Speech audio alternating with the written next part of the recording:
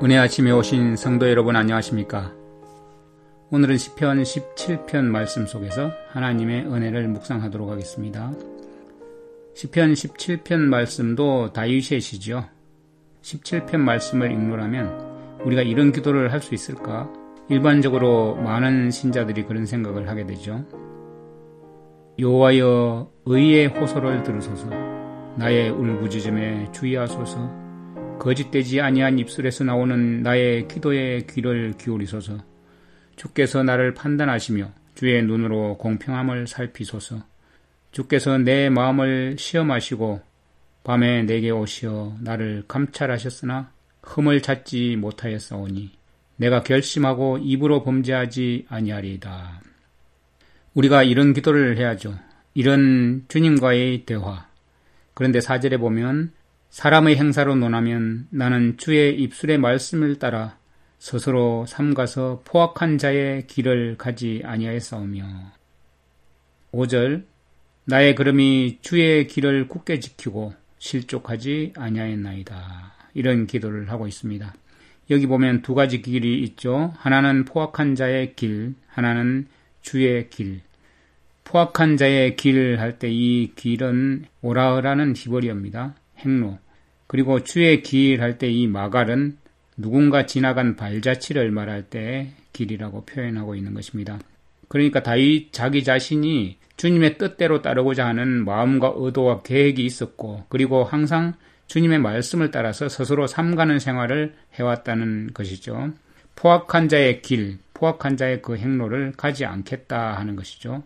여기서 포악한 자의 길에 해당하는 이 오라흐라는 히브리어는 행로를 말하는데요. 집단이나 개인이 반복적인 생활을 하는 것을 말해요. 반복적으로 계속 걷는 것을 말하는데, 그런 길로 죄의 습관이 될 길을 걷지 않겠다는 것이죠. 그런데 자신의 걸음이 주의 길, 마갈, 주님께서 지나가신 그 발자취를 따라서 걷는 일, 그것을 굳게 지키겠다, 이렇게 말을 합니다. 굳게 붙들고 지지하면서 그렇게 지키겠다 하는 타마크라는 히브리어인데요. 정말 주님의 길을 지지하면서 붙잡고 그 길을 계속 걸어가겠다. 그리고 실족하지 아니하겠다. 이렇게 고백을 하죠. 우리가 정말 결심하고 입술로 범죄하지 않기 위해서 말씀을 따라 스스로 잘못된 포악한 자의 길을 가지 않기 위해서 그렇게 마음을 굳게 하고 항상 주님의 걸으신 길을 지지하면서 지켜가는 믿음이 필요한 것이죠. 그래서 언제나 주님의 길을 붙잡고 지지하며 지키고 실족하지 않겠다. 너무나 중요한 고백이죠. 그래서 다윗은 항상 그리스도와 같이 정말 주님 안에서 살면서 죄를 미워하는 삶을 사는 것이 습관이 된 그런 삶을 살았기 때문에 이렇게 간절히 기도할 수 있는 것이죠. 다윗만 그렇게 살 수 있고 그렇게 고백할 수 있는 것인가요? 아니죠. 우리도 동일한 이런 경험을 할 수 있습니다. 그러나 만일 우리가 죄의 종으로서 죄 가운데 살고 있다면 이런 기도가 되지 않을 뿐만 아니라 아예 기도가 나오지 않겠죠. 우리가 의도적으로 하나님의 뜻을 거스르고 우리가 육신적인 것을 계속 추구하면서 살고 있다면 이러한 기도를 결코 할 수 없을 것입니다.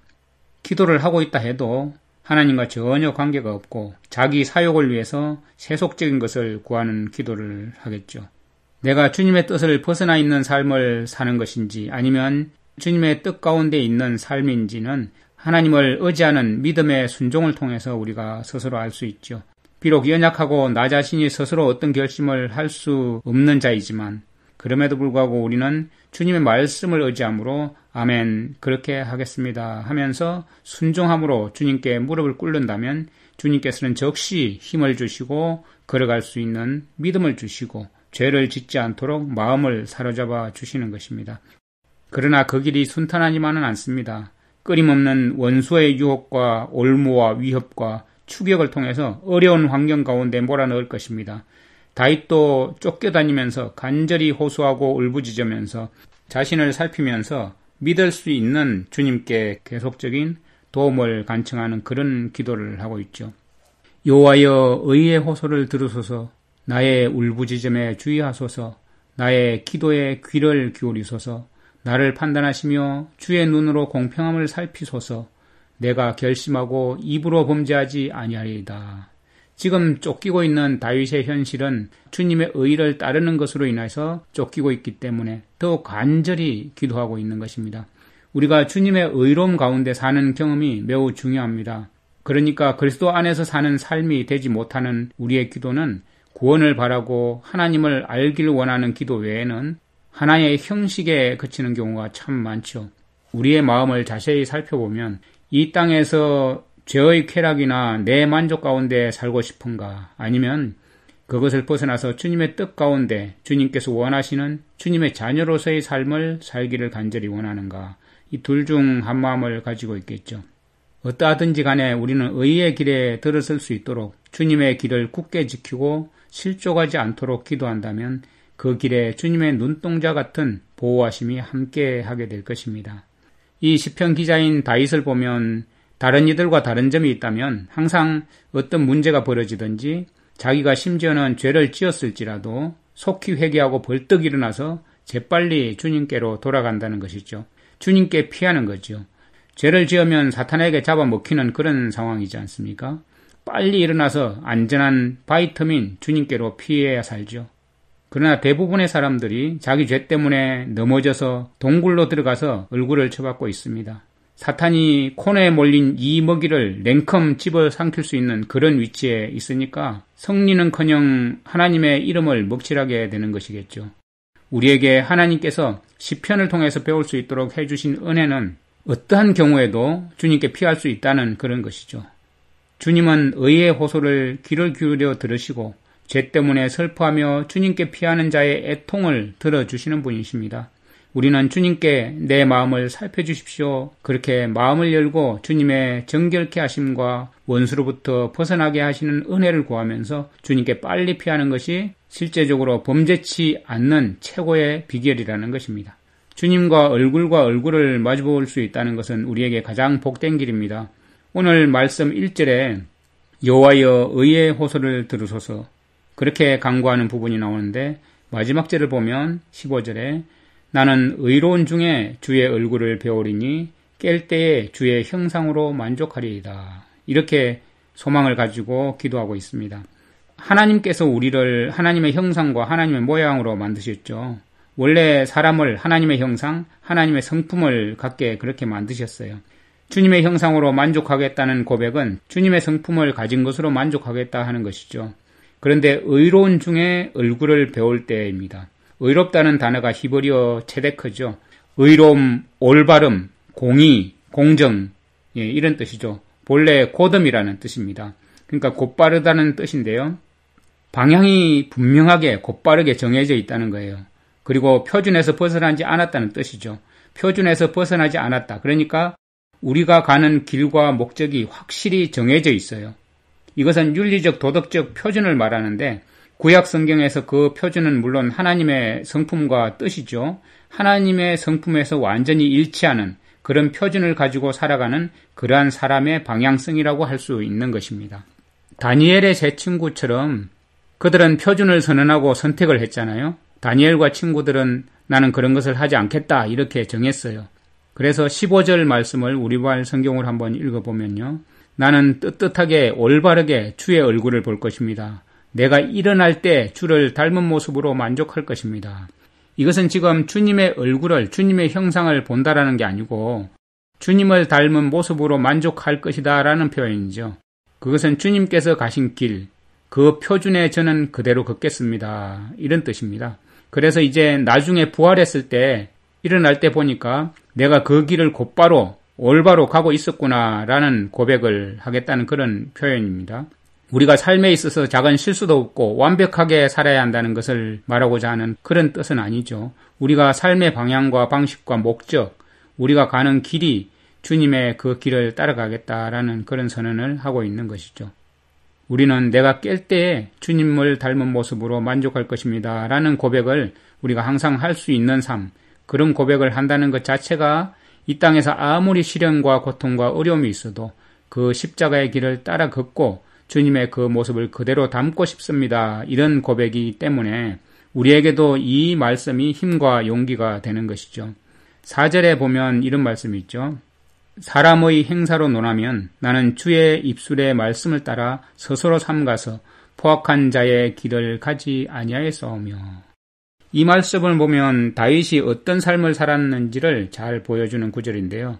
로마서 28장 9절에도 사람이 자기 길을 돌려 율법을 듣지 아니하면 그의 기도조차 가증한 것이다, 이렇게 말씀하고 있습니다.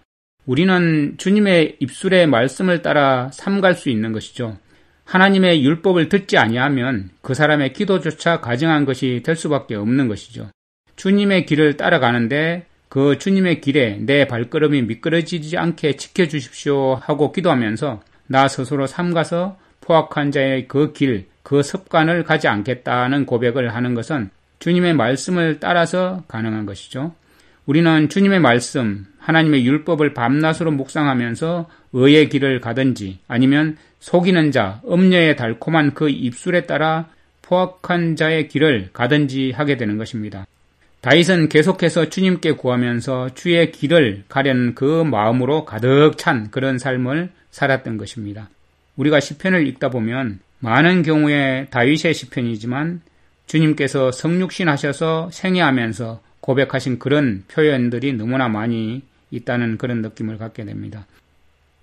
예수 그리스도께서 이 땅에 살아가실 때 우리와 같이 우리가 경험해야 할, 연약한 인간이 경험해야 할 그런 경험을 다 하셨다는 것을 이런 시편 기도를 통해서 우리가 알게 되는데요. 주님도 때로는 울기도, 그리고 부러짓기도 하셨고 고통스러워 하시기도 하시고 슬퍼하기도 하시고, 주님도 이런 고통과 이런 체험들을 다 겪으시면서 이렇게 기도하셨다는 것이죠. 그렇기 때문에 주님은 우리의 연약함을 다 아시고 우리를 어떻게 도우실지를 다 아시는 분이십니다. 그러니까 우리의 슬픔, 우리의 아픔을 가지고 주님께 나아가면 그분이 어루만져 주시고 위로해 주시고 낫게 해 주시고 이렇게 하는 것이죠. 사실 이 사실을 우리가 알게 되고 그리고 믿고 더 구할 수 있는 분이 주님이시구나 하는 것을 우리가 더욱 신뢰하면서 알게 되는 것입니다. 히브리서 4장 15, 16절 말씀을 우리말 성경으로 읽어보도록 하겠습니다. 우리에게 계신 대제사장은 우리의 연약함을 동정하지 못하시는 분이 아니며 또한 모든 면에서 우리와 동일하게 시험을 당하셨으나 죄가 없으신 분이기 때문입니다. 그러므로 자비하심을 얻고 필요할 때 도우시는 은혜를 얻기 위해 은혜의 보좌 앞으로 담대히 나아갑시다. 이 길을 먼저 걸으신 그 길을 따라 걷는 길은 얼마나 감사한 일인죠. 실족하지 않는 유일한 길, 안전하게 걸을 수 있는 길. 그래서 5절에 보면 나의 걸음이 주의 길, 마갈, 주님께서 지나간 그 발자취를 굳게 지키고 실족하지 아니하였나이다. 나의 걸음이라는 그 표현 자체가 우리의 삶이 예수님을 따라가는, 하나님께서 정한 그 길을 따라가는 그런 여정이라는 것이죠. 그러니까 예수님의 발걸음을 한 걸음 한 걸음 따라 걸어가면서 지키고 있다라는 의미는 인생의 길은 그 누군가의 길을 따라 걷는 길인데 사악한 자의 길을 가고 있든지 아니면 의로우신 그리스도 우리 주님의 길을 걷고 있는 그런 것이죠. 그러니까 둘 중에 하나입니다. 신약에서도 이런 표현을 행하라, 행한다 이렇게 번역을 하고 있는 이 단어들이 걸어간다라는 표현을 번역한 것인데요. 주님의 길을 걸어간다. 주님께서 정한 법이라는 그 길, 주님께서 확정해 놓은 그 법칙 가운데 걸어간다는 것이기 때문에 우리의 삶의 목적과 이유가 그 길에 정해져 있고 우리의 걸음이 그 길에 있다면 우리의 발걸음에 작은 실수나 언덕을 마주하더라도 너무 무서워하거나 너무 거기에 집착할 필요가 없는 것이겠죠. 단지 우리가 아직 잘못된 길, 오랫동안 습관이 되어온 그 길을 따라갔기 때문에 예수님의 그 길과 다르기 때문에 익숙하지 않아서 서툴 수도 있습니다. 아직 신앙이 어려서 성숙하지 못한 연약한 다리를 가지고 있기 때문에 아이들처럼 넘어질 수도 있지만 주님 손잡고 벌떡 일어서면 됩니다. 우리가 사실 성숙했다고 생각할지라도 우리의 원수는 매우 집요하기 때문에 주님께 피하는 것은 신속할수록 좋습니다. 우리가 잠시라도 넘어져 있으면 빨리 일어나야 됩니다. 이렇게 주님께 기도하는 다윗을 보십시오. 11절부터 13절을 읽겠습니다. 이제 우리가 걸어가는 것을 그들이 애워싸서 노려보고 땅에 넘어뜨리려 하나이다. 그는 그 움킨 것을 찢으려 하는 사자 같으며 은밀한 곳에 엎드린 젊은 사자 같으니이다. 여호와여 일어나 그를 대항하여 넘어뜨리시고 주의 칼로 악인에게서 나의 영혼을 구원하소서. 우리가 에워싸임을 당하고 넘어뜨림을 당하고 거꾸로 뜰림을 당한다고 해도 숨어서 사자같이 찢으려고 할 때 우리 주님께 나아가 구원을 호소하면서 주님께 피하는 자라면 결국 만족함을 얻게 될 것입니다. 나는 떳떳하게 올바르게 주의 얼굴을 볼 것입니다. 내가 일어날 때 주를 닮은 모습으로 만족할 것입니다 하는 그 고백을 오늘도 하면서 주님께 나아가면서 주님께 영광이 되는 삶을 구한다면 주님께서 승리의 기쁜 노래를 부르게 해주실 것입니다. 저와 여러분은 오늘도 승리하는 하루를 보내기를 간절히 기도합니다. 주님께서 우리를 판단하시며 주의 눈으로 공평함을 살피소서. 주께서 우리의 마음을 시험하시고 밤에 오셔서 우리를 조사하셨으나 흠을 찾지 못하였사오니 우리가 결심하고 입으로 범죄하지 아니하리이다. 우리가 주님의 길을 걸을 때 에워싸서 넘어뜨리려고 계략과 찌저리하는 사자들로부터 우리를 주님께서 보호해 주시고 구원해 주시옵소서. 우리가 떳떳하게 올바르게 주님의 얼굴을 볼 것을 바라고 부활의 날에 주님을 닮은 모습으로 만족하길 원합니다. 늘 우리의 걸음을 실족하지 않도록 지켜주시옵기를 우리의 연약함을 몸소 체험하셔서 우리를 능히 도우실 수 있는 우리의 대제사장이신 예수 그리스도의 이름으로 간절히 기도드립니다. 아멘.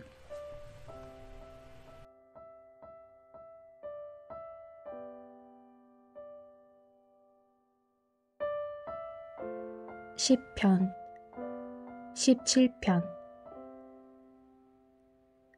여호와여, 의의 호소를 들으소서.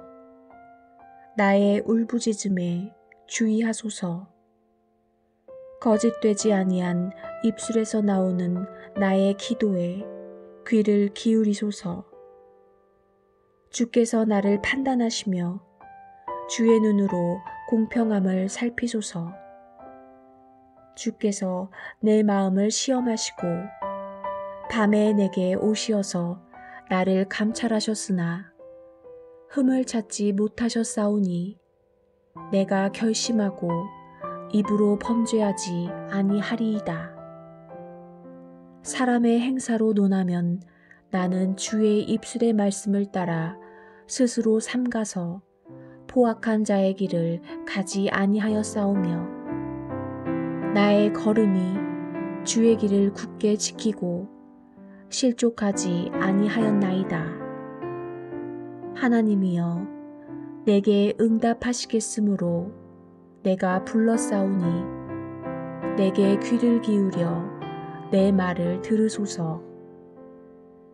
주께 피하는 자들을 그 일어나 치는 자들에게서 오른손으로 구원하시는 주여, 주의 기이한 사랑을 나타내소서.